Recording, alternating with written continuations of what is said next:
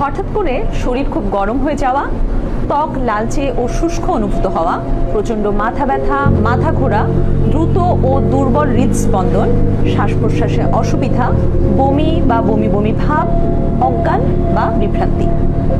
আপনার বা আপনার পরিচিত কারো কি কখনো এই ধরনের কোনো সমস্যা অনুভূত হয়েছে রোদে কাজ করার সময়?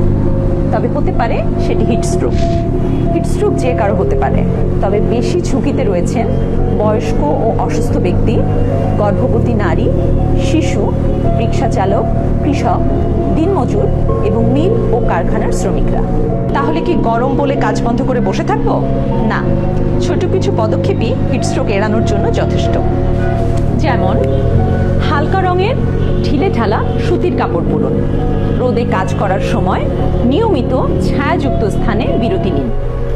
বাইরে বের হবার সময় ক্যাপ বা ছাতা ব্যবহার করুন। এছাড়া প্রতিদিন অন্তত 2.5 থেকে 3 লিটার পানি পান করার চেষ্টা করুন। সাথে প্রচুর পরিমাণে ফলমূল ও শাকসবজি খান। বাসি, পচা ও অস্বাস্থ্যকর খাবার খাবেন না। এছাড়া বয়স্ক, শিশু ও গর্ভবতী নারীদের প্রতি বিশেষ যত্ন নিন। যদি কারো হিটস্ট্রোক হয় তাহলে কি করবেন?